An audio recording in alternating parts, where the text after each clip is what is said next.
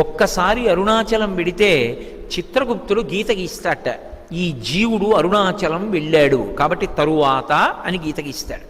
అంటే అరుణాచలం పట్టణంలోకి ప్రవేశించినంత మాత్రం చేత అంత గొప్ప అనుగ్రహంగా ఈశ్వరుడు భావన చేస్తాడు. అటువంటి చోటికి వెళ్ళడం, ఆ అరుణాచలానికి అంటే అక్కడ ఉన్నటువంటి ఆ కొండకి ప్రదక్షిణం చెయ్యడం అంత గొప్ప విశేషం. ఓం నమ శివాయ. అందరికీ నమస్కారం అండి. మేమైతే అరుణాచలంలో గిరి ప్రదక్షిణను కంప్లీట్ చేసుకున్నాము. గిరి ప్రదక్షిణ యొక్క పూర్తి వివరాలను జీవితంలో మొదటిసారి అరుణాచలం గిరి ప్రదక్షిణ అన్న వీడియోలో అప్లోడ్ చేశాను. చూడని వాళ్ళు గిరి ప్రదక్షిణ గురించి వివరాలన్నీ తెలుసుకోవాలంటే ఈ వీడియో ఆ పార్ట్ 1 వీడియోలో చూడండి. నేను ఆ వీడియో లింక్ కింద డిస్క్రిప్షన్లో ఇస్తాను. మేము గిరి ప్రదక్షిణం పూర్తి చేసుకున్న తర్వాత పిల్లలతో కలిసి అరుణాచలేశ్వర స్వామి దర్శనం కోసం గుడి లోపలికి బయలుదేరాము. ఈ గుడి లోపలికి వెళ్ళడానికి మనకి 2 రకాల మార్గాలు ఉంటాయి. ఒకటి ఫ్రీ దర్శనం, రెండవది 50 రూపాయల ప్రత్యేక దర్శనం ఉంటుందండి. మేమైతే 50 రూపాయల టికెట్ తీసుకొని క్యూ లైన్లో వెయిట్ చేస్తున్నాము. మనకి టికెట్ దగ్గరనే మనకి కొబ్బరికాయ, పూలు, పళ్ళు అవన్నీ అమ్ముతారు. సో అవి తీసుకొని మనము లోపలికైతే వెళ్ళొచ్చు. లోపలికి వచ్చాక చూస్తే టెంపుల్ చాలా పెద్దగా ఉంటుంది, చాలా విశాలంగా ఉంటుంది.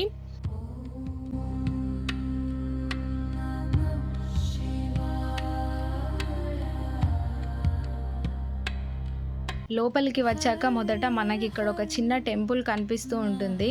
ఈ టెంపుల్ అనేది తమిళంలో రాసి ఉండటం వల్ల నాకు అది ఏ టెంపుల్లో తెలియలేదు. అలా ముందుకు వస్తూ ఉన్న కొద్దీ మనకి వరుసగా దేవాలయాలన్నీ కనిపిస్తాయి.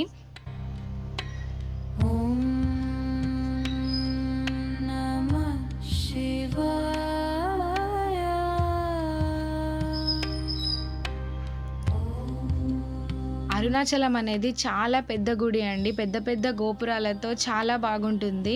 మనకి గర్భగుడి అనేది డైరెక్ట్గా కనిపించదు. లోపల చుట్టుపక్కల చాలా చిన్న దేవాలయాలు ఉంటాయి.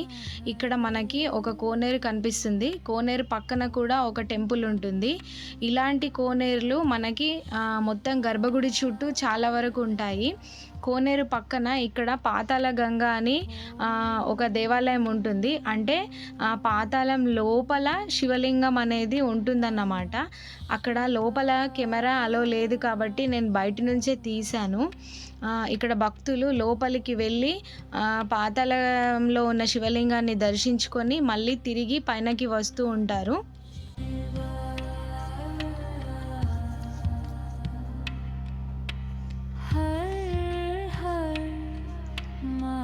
తర్వాత మనకి ముందుకు వెళ్తే పెద్ద నంది విగ్రహం కనబడుతుంది. ఇక్కడ నంది చాలా పెద్దగా ఉంటుంది. అక్కడ నుంచి పక్కన ముందుకు వెళ్తున్న కొద్దీ ఇక్కడ వినాయక స్వామి టెంపుల్ ఉంటుంది. ఇక్కడ వినాయకుడు కూడా చాలా పెద్దగా ఉంటాడు. మనకి అరుణాచలం అనేది చాలా గోపురాలతో పెద్దగా కనిపిస్తూ ఉంటుంది. ఇక్కడ మళ్ళీ మనకి ఇంకొక కోనేరు కనిపిస్తుంది. ఇలాంటి కోనేరులు 3-4 వరకు ఉన్నాయి.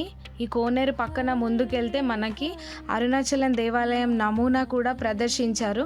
అంటే మొత్తం టెంపుల్ ఎలా ఉంది, ఎన్ని గుళ్ళు ఉన్నాయి అనేది తెలుస్తుంది. మనం ఇప్పుడు గర్భగుడి లైన్లోకి వచ్చాము. గర్భగుడి లోపల ప్రాంగణం చాలా వేడిగా ఉంటుంది. అరుణాచలంలో అగ్నిలింగం అంటే అక్కడ అగ్ని ఏది? మీరు అరుణాచలం శివాలయంలోకి వెడితే మీకు అక్కడ అగ్ని ఏమైనా కనపడుతుందో? ఒక పెద్ద జ్యోతి స్వరూపాన్ని అక్కడ ఉంచి, లేదా ఒక పెద్ద నెగడుల ఒక మంట మండుతుంటే అదేనండి శివలింగం అక్కడ అని ఎవరైనా చెప్తారా? చెప్పరు. మామూలుగా శివలింగమే ఉంటుంది. మామూలు శివలింగమే ఉన్నప్పుడు అరుణాచలంలో ఉండేటటువంటి శివలింగం అగ్నిలింగం ఎలా అవుతుంది? అరుణాచలమునందు అగ్నిలింగం ఉన్నది అని ఎందుచేత చెప్పబడింది అంటే, మీరు బయట ఎంత చల్లగా ఉండనివ్వండి, అరుణాచలం దేవాలయంలోకి వెళ్ళి కూర్చుంటే ఒళ్ళు చెమటలు పోస్తుంది. అంత వేడిగా ఉంటుంది.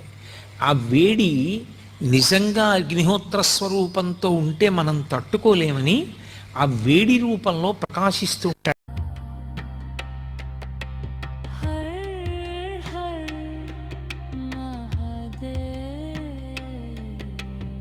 అరుణాచలేశ్వర స్వామిని దర్శించుకున్న తర్వాత మనకు అమ్మవారి టెంపుల్ ఉంటుందండి పక్కన. కెమెరా అలో లేదు కాబట్టి నేను వీడియో తీయలేదు. అరుణాచలేశ్వర స్వామి టెంపుల్ బయటికి వచ్చిన తర్వాత మనకి ప్రశాంతంగా బయట విశాలంగా ఉంటుంది. పక్కన టికెట్ కౌంటర్లు కనిపిస్తాయి, ప్రసాదం టికెట్ కౌంటర్లు. అక్కడ మనం ప్రసాదాలు తీసుకోవాలి. అరుణాచలేశ్వర స్వామిని దర్శించుకోవడం వల్ల చాలా ప్రశాంతంగా ఉంటుంది. ఖచ్చితంగా జీవితంలో ఒక్కసారైనా ఈ శివలింగాన్ని దర్శించుకుంటే సకల జన్మ పాపాలు తొలగుతాయని మన చరిత్ర చెబుతుంది. ఇదేనండి అరుణాచలేశ్వర గర్భగుడి దేవాలయ దర్శనం. మీకు ఈ వీడియో నచ్చితే లైక్ చేయండి, మీకు తెలిసిన వాళ్ళకి షేర్ చేయండి. ఇంకా టూరిజం వీడియోస్, భగవద్గీత జీవన లెసన్స్ మొదలైన మంచి మంచి ఆధ్యాత్మిక వీడియోల కోసం మన కారపూస తెలంగాణ ఛానల్ని సబ్స్క్రైబ్ చేయండి. Thank you for watching. Bye.